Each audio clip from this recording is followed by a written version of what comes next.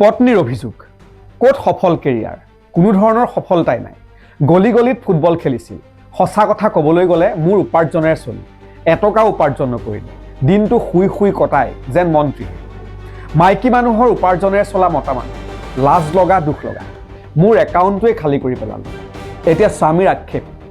মোৰ PAN card tax return পৰীক্ষা কৰক মোৰ নামত একোৱেই নাই দিল্লীত মই ভাড়াত থাকোঁ তাইৰ কাৰণে মই মোৰ UPSC প্ৰিপাৰেশ্যন আৰু ফুটবল কেৰিয়াৰ বিসৰ্জন দিলোঁ ঘৰ সন্তানৰ দায়িত্ব লৈ তেওঁক খেলিবলৈ দিলোঁ এনেবোৰ কথাই এতিয়া মনত দুখ দিয়ে 2014 চনত প্ৰিয়ংকা চোপ্ৰাই অভিনয় কৰা মেৰী কম ছবিখনৰ এটা ডায়লগ আছে য'ত স্বামীয়ে পত্নীক কৈছিল তুমি খেলিবলৈ যোৱা ঘৰ আৰু সন্তানৰ দায়িত্ব ল'বলৈ মই আছোঁ ইফালে 2012 চনত অলিম্পিকত ব্ৰঞ্জ মেডেল জিকাৰ পাছত এটা সাক্ষাৎকাৰত মেৰী কমে কৈছিল মই দেশৰ হৈ মেডেল জিকিলোঁ ইয়াত মোৰ স্বামীৰ বহু অৱদান আছে এতিয়া হয়তো 2014 চনত সেই মেৰী কম ছবিৰ ডায়লগটো মিছা আছিল অন্যথা মেৰী কমে মেডেল জিকি দিয়া সাক্ষাৎকাৰত মিছা কথা কৈছিল উপাৰ্জনৰ ক্ষেত্ৰত লিংগ বৈষম্যতা ক'ৰ পৰা আহিল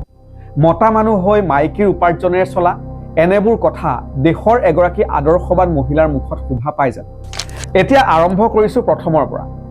2005 চনত বিবাহপাশত আবদ্ধ হৈছিল মেৰী কম আৰু কাৰুং আংখলাৰকম কিন্তু 2023 চনত তেওঁলোকৰ মাজত বিবাহ বিচ্ছেদ হয় মেৰী কমৰ এগৰাকী প্ৰাক্তন ক্ৰিকেটাৰ নিজৰ ব্যৱসায়িক সহযোগীৰ সৈতে বিবাহ বহিৰ্ভূত সম্পৰ্ক আছে বুলি অভিযোগ আনিছিল স্বামীয়ে আৰু শেহতীয়াকৈ মেৰী কমে এটা টিভি চেনেলত দিয়া সাক্ষাৎকাৰত নিজৰ স্বামীৰ বিৰুদ্ধে কৰা অতি দৃষ্টিকটু মন্তব্যক লৈ তোলপাৰ লাগিছে সমগ্ৰ দেশ নিজৰ প্ৰাক্তন স্বামী এগৰাকী ফুটবলাৰ আছিল আৰু তেওঁৰ কাৰণেই স্বামীয়ে নিজৰ কেৰিয়াৰ বিসৰ্জন দিয়াৰ সন্দৰ্ভত এংকৰজনে মেৰী কমক প্ৰশ্ন কৰিছিল আৰু সেই প্ৰশ্নৰ উত্তৰ অতি তৰলভাৱে প্ৰদান কৰি মেৰী কমে কয় ক'ত সফল কেৰিয়াৰ কোনো ধৰণৰ সফলতাই নাই গলি গলিত ফুটবল খেলিছিল সঁচা কথা ক'বলৈ গ'লে মোৰ উপাৰ্জনেৰে চলিল এটকা উপাৰ্জন নকৰিলে মোৰ বেংক একাউণ্ট খালী কৰি পেলাল দিনটো শুই শুই কটাই যেন মন্ত্ৰীহে মাইকী মানুহৰ উপাৰ্জনেৰে চলা মতা মানুহ লাজ লগা দুখ লগা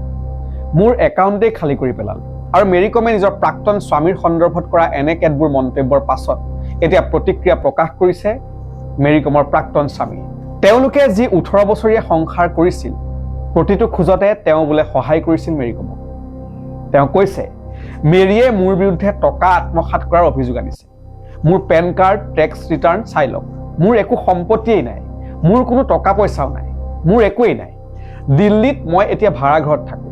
ভাড়া দিব লাগে 16,000 টকা গাঁৱত মোৰ নামত অলপমান খেতি মাটি আছে সেইখিনি আমাৰ বিয়াৰ আগতেই দেউতাই মোক কিনি দিছিল কাৰণ দেউতা আছিল এগৰাকী কৃষক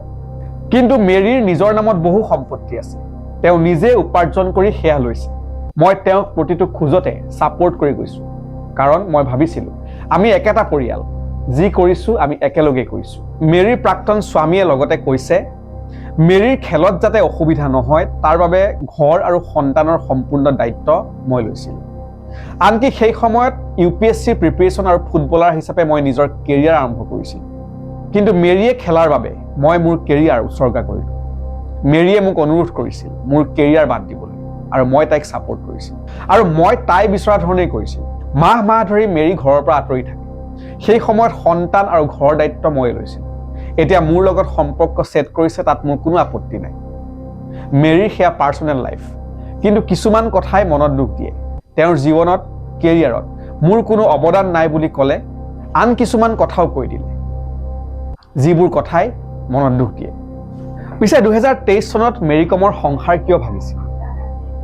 মেৰী কমৰ স্বামীয়ে মণিপুৰৰ পৰা বিজেপিৰ টিকটত বিধানসভা নিৰ্বাচন খেলিবলৈ বিচাৰিছিল আৰু মেৰী কমক তেওঁ জোৰ কৰি অমিত শ্বাহৰ ওচৰলৈ লৈ গৈছিল কিন্তু তেতিয়া অমিত শ্বাহে কৈছিল যদি মেৰী কমে নিৰ্বাচন খেলে তেন্তে বিজেপিয়ে টিকট দিব কিন্তু স্বামীক টিকেট নিদিয়ে ফলত স্বামীয়ে নিৰ্দলীয়ভাৱে নিৰ্বাচন খেলিছিল আৰু সেই সময়ত মেৰীৰ পৰা তেওঁ 6 কোটি টকা বিচাৰিছিল নিৰ্বাচনৰ খৰচ উলিয়াবলৈ কিন্তু সেই নিৰ্বাচনত মেৰী কমৰ স্বামী বৰ বেয়াকৈ পৰাস্ত হয় আৰু সেয়াই আৰম্ভণি তাৰ পাছৰ পৰা তেওঁলোকৰ মাজত দূৰত্ব বাঢ়ি যায় আৰু 2023 চনত তেওঁলোকৰ বিবাহ বিচ্ছেদ হয় বিবাহ বিচ্ছেদৰ পাছতেই মেৰী কমৰ স্বামীয়ে মেৰী কমৰ এগৰাকী ব্যৱসায়িক সহযোগী হিতেশ চৌধুৰী আৰু মেৰী কমৰ মাজত বিবাহ বহিৰ্ভূত সম্পৰ্ক থকাৰ অভিযোগ আনে আৰু বক্সিং কমিউনিটিৰ ভিতৰৰ লোকেও মেৰী কমে হিতেশ চৌধুৰীৰ সৈতে ডেটিং কৰা বুলি সন্দেহ প্ৰকাশ কৰে আৰু এতিয়া এইটো সাক্ষাৎকাৰ দিছে মেৰী কমে এতিয়া মেৰী কমৰ স্বামীয়ে বিষয়টোৰ সন্দৰ্ভত আদালতত যাবলৈও মেৰী কমক আহ্বান জনাইছে, কাৰণ তেওঁৰ হাতত বোলে সম্পূৰ্ণ প্ৰমাণ মজুত আছে। সমগ্ৰ দেশৰে এগৰাকী আদৰ্শৱান মহিলাই এগৰাকী